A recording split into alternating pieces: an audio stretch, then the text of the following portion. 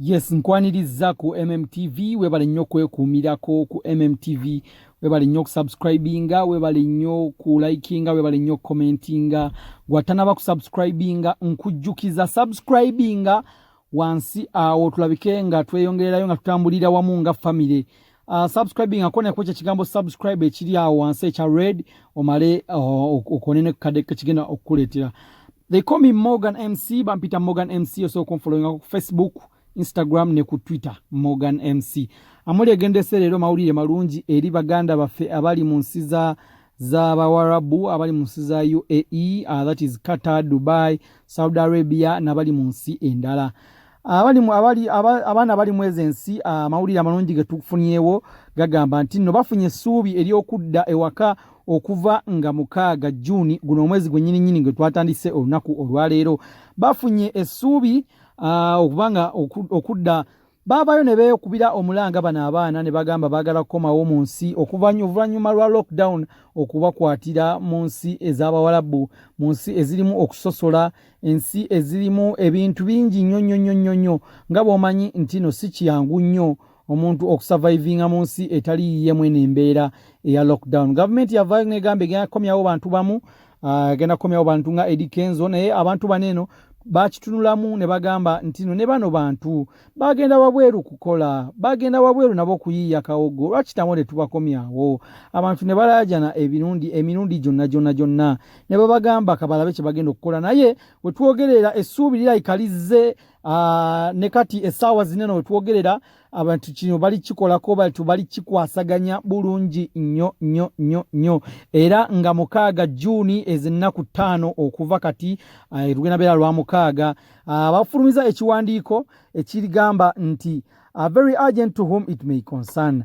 The Embassy of Uganda in Qatar informs Ugandans currently in Qatar who wish to travel back to Uganda that there will be a flight leaving Doha to Entebbe on 6th June 2020.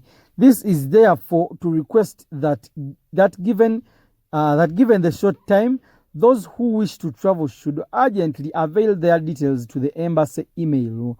The embassy will soon submit the process of the ticket payments to those who will register through the email above. And please note that all passengers will pay for their own tickets.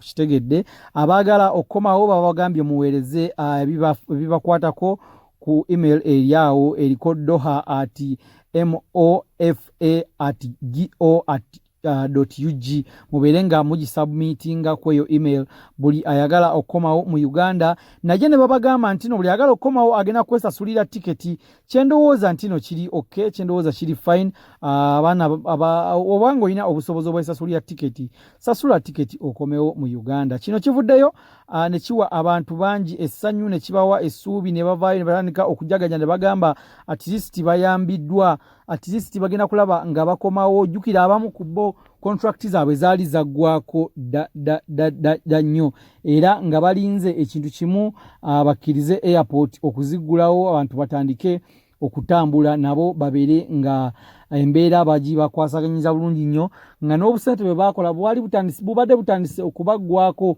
Naye essuubi libazzeemu okuva nga 6 Juni abaana bagenda sobola okudda lugenda beera lwa 6 luneeno lwennyini ku Saturday era nga gwe munnaffe atulaba okuva mwezi ensi submittinga ebintu byo kweyo email ebadde awo. Woba togyere bulungi okuzzaayo clip eno emabega n'olaba email, ffe twakusuubiza tugenda kujja tukuweereze bulungi nnyo ekinaaba kituuseewo kyonna owekasita gweweekumira ku MMTV. Abaana bavuddeyo ne balaga essanyu nga bw'obalaba awo. Abo bonna baana abamu bali Saudi Arabia, abalala bali Qatar, naye basoose ku baana abali e Qatar be bagenda okujjayo, be bagenda okulabika nga baleeta okukomyawo mu Uganda okuva nga 6 Juni lw'olw'omukaaga luneeno. Era gwe munnaffe atulaba nga oyagala okukomawo ko e Uganda obanga embeera ekunyize ng'oyagala okukomawo, labika ng'oweereza email obanga oweereza ebifaayo ebikwatako kweyo email, oba osobola okutubuuza ku nnamba eri 070258 6560 tubeere nga tukuwa bwino asembayo aba asingako awo. Webala nnyo munnaffe kwekuumira ku MMTV, subscribinga bannaffe tugenda kubanga tubalabako okuva olw'omukaaga luneeno abaana ababasobodde okukomawo abana basobodde okwegulya ticket. Gwalabye eno message kirira awo wansi waliwo akapeesa ka share ogisharingeko ne banno sharingeko ne mu group abatategedde nabo bakitegeere bambi basobole okulabika nga bayambibwa kubanga fenna tuli bantu bawamu ate fenna tuli bana Uganda.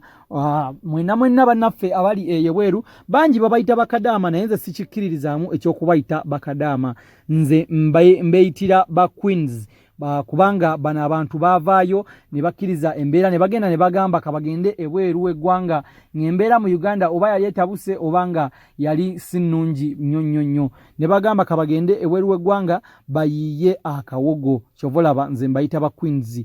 Mwebale nnyo mwenna bannaffe abagenda eyo wabweru okulabika nga mukolerera future eziri bright mulabike nga mu surviving nammwe. Tubaagala nnyo, mwebale nnyo kwekumira ku MMTV, mu subscribinge tweyongereyo.